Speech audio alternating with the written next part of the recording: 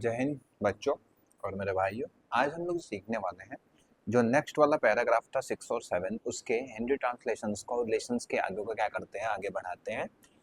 ये जो लेसन्स था HML वाला उसके आगे का ही है। कैसे पढ़ना है इस चीज को ध्यान से देखना। पहले मैं पैसेज को पढ़ता हूँ, उसके बाद क्या क्या चीजों को ध्यान देना है।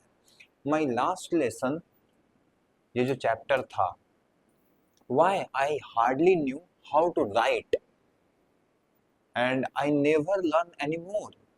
I must stop there, then oh, how sorry I was for not learning my lesson, for seeking bird's egg or going sliding on a shore.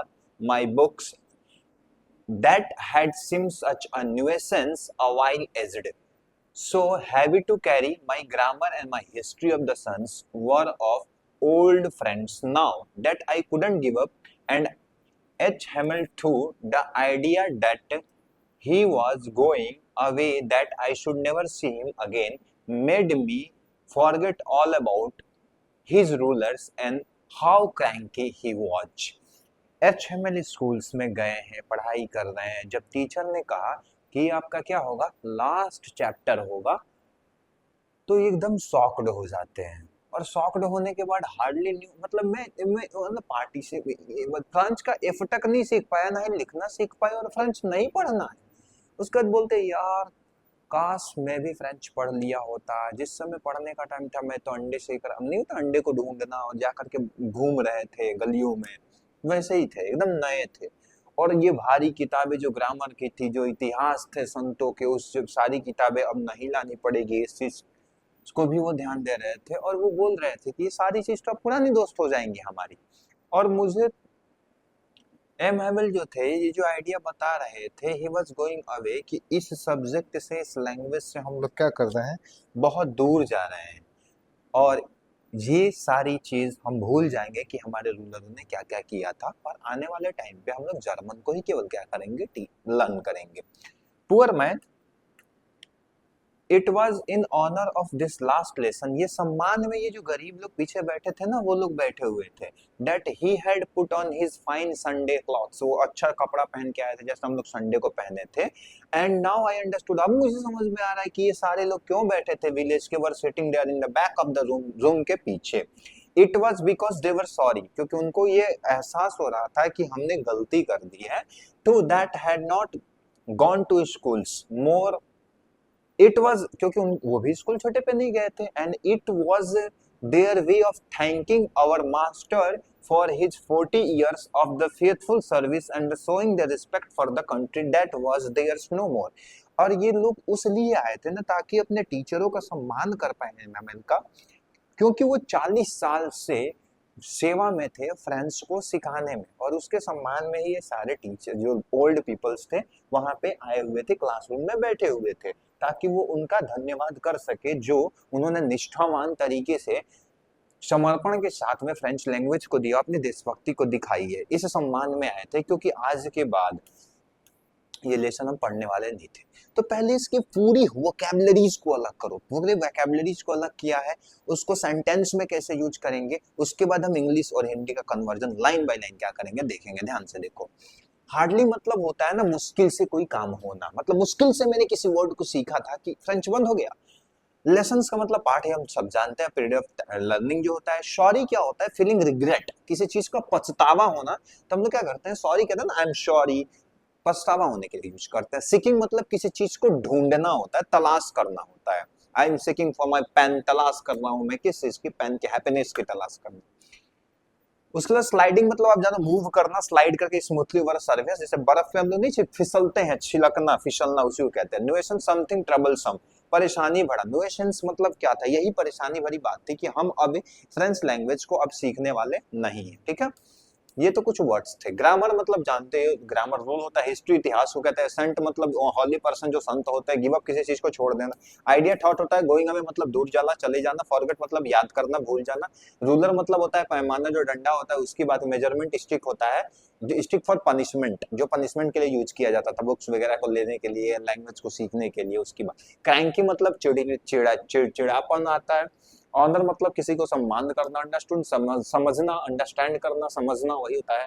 Village जो होते हैं, गांव के लोग जो थे। बैक ऑफ द रूम मतलब पीछे जो बैठे हुए थे, कमरे के पिछले भाग पे बैठे थे। फेथफुल मतलब क्या होता है, निष्ठावान तरीके से, भरोसे के साथ में। सर्विस मतलब सेवा करना। रिस्पेक्ट मतलब किसी का सम्मान करना। कंट्री मतलब जो होता है देश होता है। नॉर्मल मतलब अब ज्यादा इसके बाद नहीं होने वाला है। कुछ फ्रेज यूज किए हैं लास्ट लेसन अंतिम पार्ट के लिए यूज करते हैं। ओल्ड फ्रेंड पुराने मित्र के लिए। फाइन संडे क्लॉथ मतलब अच्छे से अच्छे कपड़ों के लिए यूज किया जाता है। 40 year of the faithful servant, निष्ठावान तरीके से 40 साल से जो सेवा किए थे उसकी बात करेगा। शोइंग द रिस्पेक्ट, सम्मान दिखाने के लिए।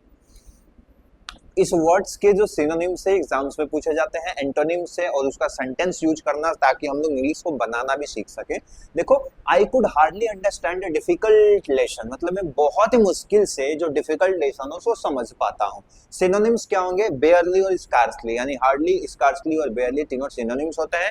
मतलब किसी चीज को मुश्किल से कर पाना। उसका एंटोनिम्स उल्टा क्या होगा, आसानी से कर देना, इजीली और क्लियरली कर देना। न्यूएसेंस मतलब परेशानी में पड़ना। देखिए, the constant noise became a nuisance for students, जो लगातार आवाज आ रही थी ना वो क्या कर देती थी, परेशान कर रही थी बच्चों को। न्यूएसेंस मतलब परेशान करना, नॉइज कह सकते हैं। यानी ट्रबल और एनॉयंस था। और ट्रबल मतलब परेशान करना, उसका उल्टा क्या होता है, कंफर्ट, सुखदायी रूप से रहना, या फिर प्लेजर, जो चीज खुशियां देती है। ये सारी चीज परेशान करती है। न्यूएसेंस, ट्रबल, एनोशंस, एनोयंस और कंफर्ट और प्लेजर क्या करता है, खुशियां देता है। वैसे सीकिंग मतलब किसी चीज को ढूंढना। She is seeking guidance for her teachers, वो ढूंढ रहा था, तलाश कर रहा था अपने शिक्षक के गाइडेंस का। उसी को कहता है जैसे कि सर्च करना, लुक फॉर करना। किसी चीज की तलाश करना, तो किसी चीज को नजरअंदाज करना उसका उल्टा होगा। नजरअंदाज को इग्नोरिंग कहते हैं या फिर अवॉइडिंग का यूज किया जाता है।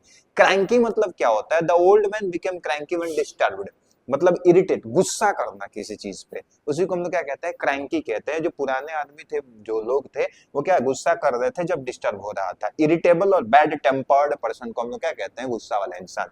उसी का उल्टा क्या होगा, जो गुस्सा नहीं करता, यानी डियरफुल, चीयरफुल और काम होता है, जो शांत होता है, जो खुशी से भरा होता है, उसको चीयरफुल भी कहते हैं हम लोग। ऑनर का यूज करते हैं हम किसी के सम्मान के लिए। फेथफुल का यूज होता है भरोसा, निष्ठावान, जो सेवा होता है। Honour, we should honour our teachers for their dedication, हमें सम्मान करना चाहिए अपने शिक्षकों का जो उतना समर्पण दिखाते हैं हमारे पढ़ने के लिए। वैसे ही इसी ऑनर को रिस्पेक्ट और एडमिरेशन भी हम लोग कहते हैं। डिसऑनर मतलब सम्मान ना करना, उसको हम कहते हैं डिसरिस्पेक्ट, भी वही होता है। फेथफुल मतलब क्या होता है, he remain faithful to his promises, वो हमेशा क्या निष्ठावान रहता है, हमेशा विश्वास करने योग्य रहता है अपने प्रॉमिसेस पे, क्योंकि अपने प्रॉमिस को क्या करता है, पूरा करता है। उसी को लॉयल और डिवोटेड भी कहते हैं हम लोग। डिसलॉयल, अनफेथफुल क्या होता है, जिस पर भरोसा नहीं किया जाता। रिस्पेक्ट मतलब सम्मान दिखाना। Student must show respect to their elder, students को अपने बड़ों के प्रति सम्मान दिखाना चाहिए, उसके लिए यूज किया गया है। उसी को दो वर्ड्स होते हैं रिस्पेक्ट के लिए ही, रिगार्ड और स्टीम। इसका मतलब भी क्या होता है, सम्मान दिखाना। इंसल्ट मतलब बेइज्जती करना होता है, डिसरिस्पेक्ट करना वही होता है। She felt deep regret for not studying earlier, वो बहुत ज्यादा पछतावा कर रहा था क्योंकि वो पहले नहीं पढ़ा था। सिनोनिम सॉरो और रिमोर्स, सॉरो और रिमोर्स का मतलब क्या होता है, पछतावा करना पिछली चीजों का होता है। सेटिस्फैक्शन और हैप्पीनेस, रिग्रेट के इसका उल्टा होता है। किसी चीज का पछतावा करना तो किसी चीज से संतुष्टि होना, उसके लिए सेटिस्फैक्शन और हैप्पीनेस का यूज करते हैं। सेंटेंस देखिए, सर्विस क्या होता है, सेवा करना। Soldier gave year of service to his country, soldiers ने सालों सेवा किया देश का। ड्यूटी और असिस्टेंस उसके लिए यूज करते हैं। नेग्लेक्ट और आइडलनेस मतलब क्या होता है, व्यर्थ करना किसी चीज को। रियलाइज मतलब एहसास होना। I realise the value of education too late, मुझे एहसास हुआ, समझ में आया अपने एजुकेशन की वैल्यू बहुत लेट से मिला वो ग्रिप। अंडरस्टैंड करना, रिकॉग्नाइज करना। मिसअंडरस्टैंड किसी चीज को ना समझना और इग्नोर कर देना। उसी तरीके से इसी पैसेज में से उन वर्ड्स को क्या किया गया, लिया गया है। एक बार इसको पढ़ते हैं, ध्यान से समझना। वो जो मेरा लास्ट फ्रेंच का पार्ट था, क्यों बहुत मुश्किल से मैं जानता था लिख पाना फ्रेंच को। I should never learn anymore, अब मैं उसको नहीं सीख पाऊंगा। अब मुझे जरूर रोक देना चाहिए था उस चीज को, अरे यार सॉरी, मुझे बहुत पछतावा हो रहा है for not learning my lesson. मैं लेसन ही नहीं सीखा, मैं तलाश कर रहा था किस चीजों की, चिड़िया के अंडे को ढूंढ रहा था और जाकर के स्लाइडिंग किया करता था पानी पे। मेरी जो किताबें थी पूरी दिखाई दे रही थी, एकदम बेकार हो चुकी है। जो होता है ना इरिटेबल चीजें, न्यूसेंस, अवाइल लगो, कुछ समय पहले उससे गुस्सा आता था। और हैवी कैरी लेकर के आना, ग्रामर को लेके आना, मेरी हिस्ट्री की बुक जो संतों की थी, और मेरे जो पुराने दोस्त थे वो मैं इसमें छोड़ नहीं सकता।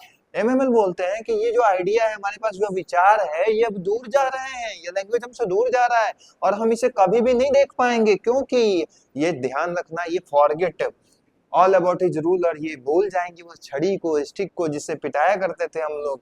And how cranky he was, वो कितने पागल इसके लिए भावुक हो चुके थे, मतलब पागलों की तरह बात कर रहे थे पुअर मैन का।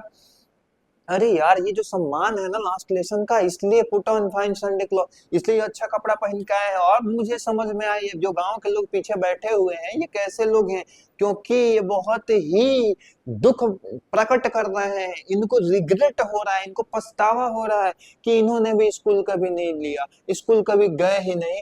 और आज वो धन्यवाद करना चाहते हैं उस शिक्षक का जो 40 सालों से सेवा में लगा हुआ था, और उसके सम्मान में ये लोग क्या है आज यहाँ पे आए हैं, इसके अलावा कुछ नहीं था। ये हिंदी मतलब था, हिंदी कन्वर्जन मैंने इसमें दिया है कि मेरी आखिरी फ्रेंच पार्ट, अरे मुझे तो ठीक से लिखना भी नहीं आता था, अब मैं कभी और नहीं सीख पाऊंगा, मुझे यही रुक जाना